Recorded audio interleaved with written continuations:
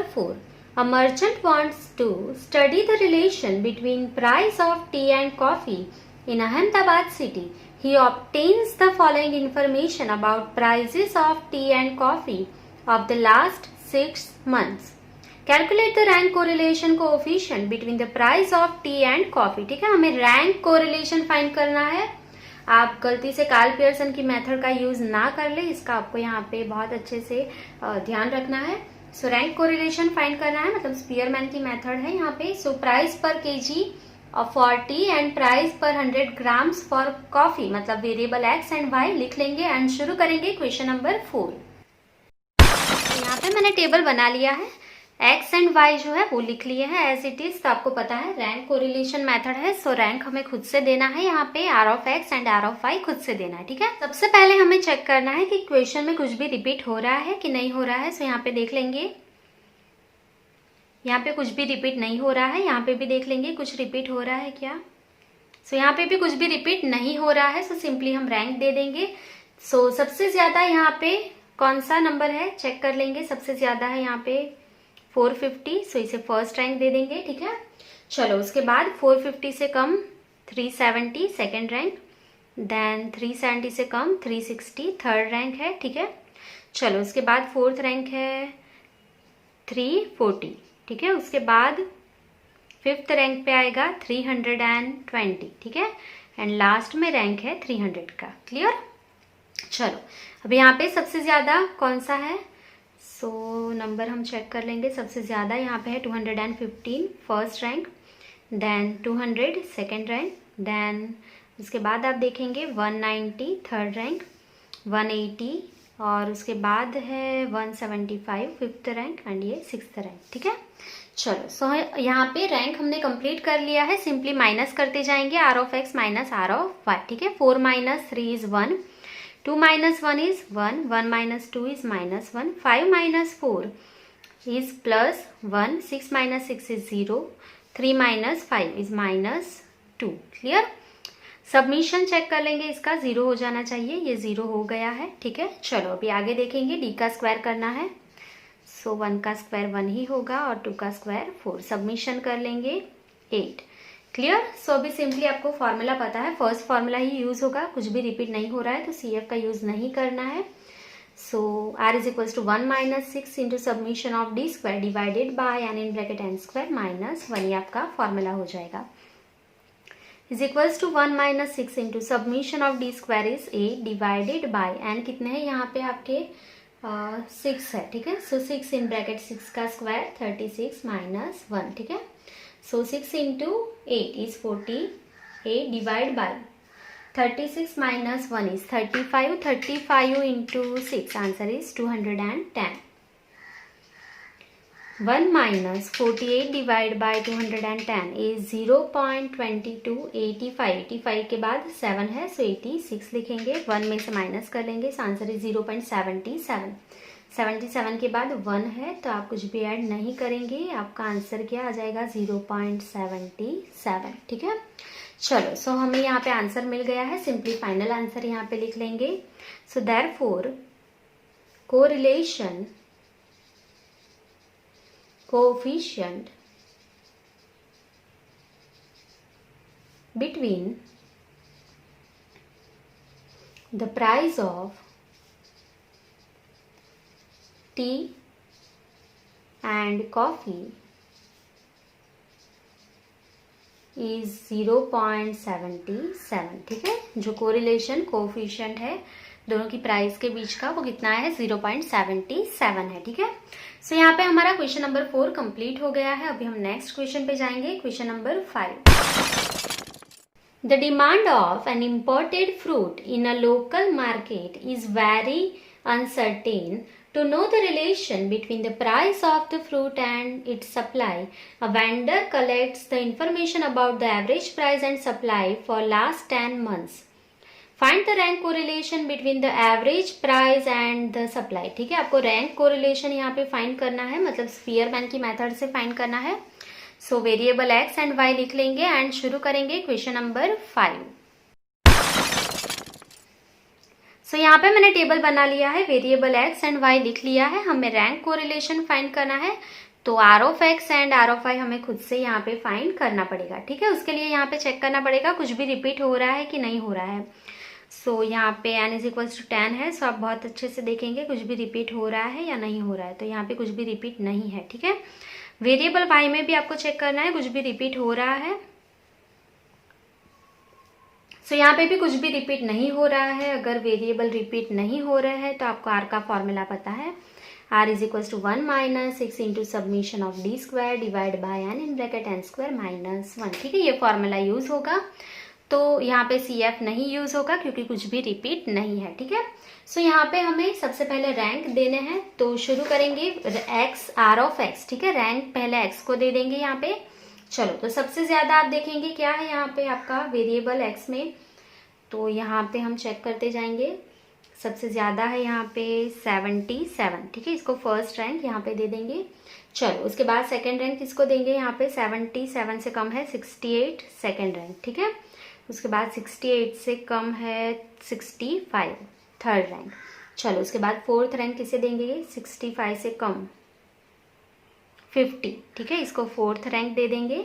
चलो, इसके बाद फिफ्थ रैंक किसे देंगे, चेक कर लेंगे यहाँ पे 50 से कम 48, ठीक है। इसको फिफ्थ रैंक दे देंगे। इसके बाद सिक्स्थ रैंक के लिए आप देखेंगे 48 से कम यहाँ पे 43 है, तो इसे सिक्स्थ रैंक दे देंगे। चलो, 43 के बाद यहाँ पे 38 है, तो यहाँ पे सेवन्थ रैंक। उसके बाद 35 है, 8 रैंक, 9 एंड देन 10, ठीक है। सो यहाँ पे हमने रैंक कंप्लीट कर लिया है। चलो, सेम वे में y में भी रैंक दे देंगे। यहाँ पे सबसे ज़्यादा जो अमाउंट है वो क्या है, यहाँ पे 60, फर्स्ट रैंक, ठीक है। चलो, उसके बाद सेकेंड रैंक किसे देंगे, 53, 52 को third rank, then fourth rank देंगे 45 को, ठीक है। उसके बाद फिफ्थ रैंक किसे देंगे यहाँ पे 42।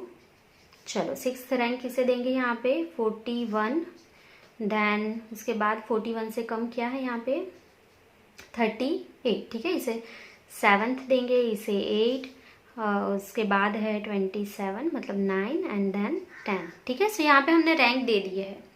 चलो, अभी माइनस करते जाना है। 3 minus 3 0, 2 minus 2 0, 6 minus 5 is 1, 7 minus 1 answer is 6, 1 minus 4 minus 3, 5 minus 6 minus 1, 8 minus 8 0, 9 minus 7 2, 10 minus 10 0, 4 minus 9 answer is minus 5। सो इसका सबमिशन 0 हो जाना चाहिए, चेक कर लेंगे। चलो, ये 0 हो गया है। अभी इसका स्क्वायर कर लेंगे। 0 0, 1 का स्क्वायर 1, 6 का 36, माइनस 3 का प्लस 9, माइनस 1 का 1, 2 का स्क्वायर 4, 0 का 0, माइनस 5 का प्लस 25, ठीक है। चलो, अभी इसका सबमिशन कर लेंगे। अभी हम 76, क्लियर। तो ये टेबल हमारा यहाँ पे कंप्लीट हो गया है। तो अब हम यहाँ पे वैल्यू रख लेंगे। 1 minus 6 into submission of D square is 76 divided by n कितना है यहाँ पे 10, हमें बोला था क्वेश्चन में 10 का square 100 minus 1, 1 minus 76 into 6 answer is 456 divide by 100 minus 1 is 99 into 10 is 990। सो 990 से डिवाइड कर लेंगे, आंसर इज 0.4606, ठीक है। माइनस 1 कर लेंगे, आंसर इज 0.53 के बाद 9 है तो मैंने यहाँ पे 54 लिखा है आंसर, ठीक है। सो यहाँ पे हमें आंसर मिल गया है 0.54। तो फाइनल आंसर यहाँ पे हम लिख लेंगे। So therefore the rank correlation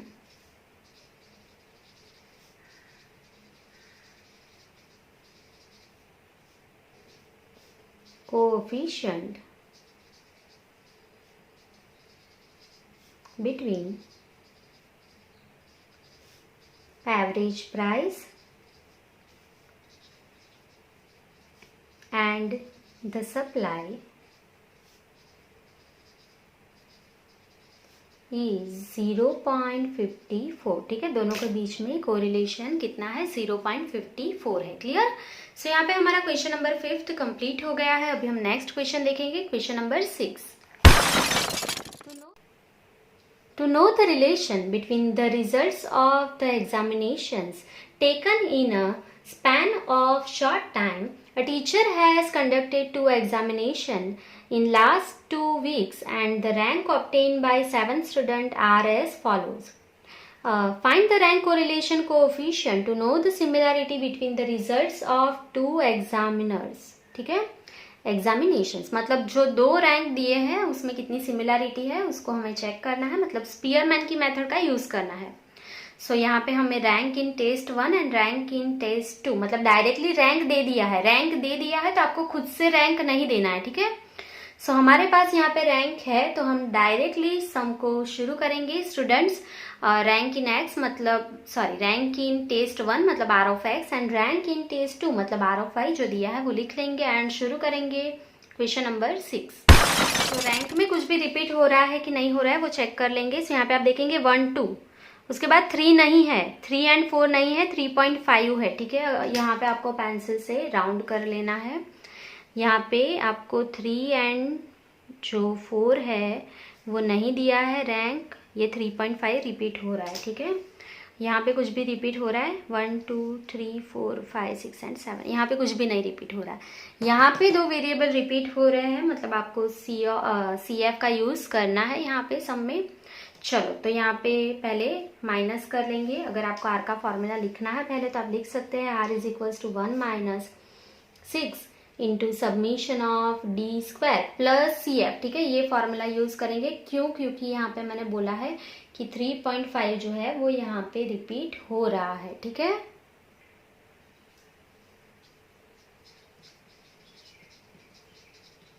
सो यहाँ पे मैंने फॉर्मूला लिख लिया है. चलो अभी आपको क्या करना है, सिंपली माइनस करते जाना है. सो माइनस करते जाएंगे. यहाँ पे 5 minus 7 answer is -2. 1 minus 1 is 0. 2 minus 4 answer is -2. 3.5 minus 6 answer is -2.5. 3.5 minus 5 answer is -1.5. 7 minus 3 is 4. 6 minus 2 answer is 4. ठीक है, इसका सबमिशन 0 हो जाना चाहिए. चेक कर लेंगे, ये 0 हो गया. अभी स्क्वायर करते जाएंगे. 2 का स्क्वायर प्लस 4, 0 माइनस 2 का plus 4.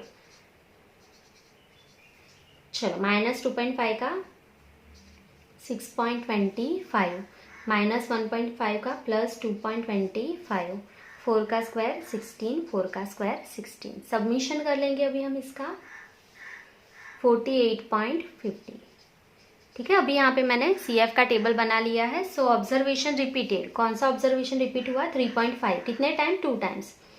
So 2 cube minus 2 divide by 12. Answer आपको पता है 0.5 ही आएगा. ठीक है, सो सी एफ क्या है हमारा 0.5. एक ही ऑब्जर्वेशन रिपीट हो रहा है. ठीक है, so R is equal to 1 minus 6 into submission of D square is 48.50. ठीक है, प्लस सी एफ कितना है 0.5 डिवाइडेड बाय एंड कितना है यहाँ पे आपका 7 ऑब्जर्वेशन है. सो 7 का square 49 minus 1. So 1 minus 48.5 plus 0.5 is 49 into 6. Answer is 294 divided by 48 into 7. Answer is 336. ठीक है, so 294 divided by 336. Answer is 0.875. सो 1 में से माइनस करेंगे इसको. So answer is 0.12. 12 के बाद 5 है. सो आपको कितना लिखना पड़ेगा? 13. ठीक है, एक ऐड करना पड़ेगा आपको.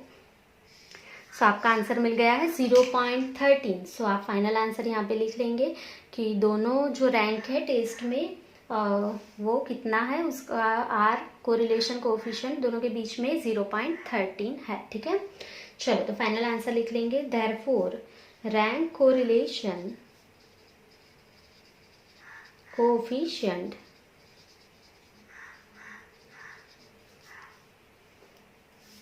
Between test 1 and 2 and test 2 इज 0.13. ठीक है, दोनों टेस्ट के बीच का कोरिलेशन, रैंक कोरिलेशन जो है वो 0.13 है. ठीक है, सो यहाँ पे हमारा सेक्शन ही कंप्लीट होता है. आई होप कि समझ में आ गया होगा आपको. अगर आपको कोई भी डाउट्स है तो आप कमेंट सेक्शन में कमेंट कर सकते हैं. ठीक है, so thank you for watching.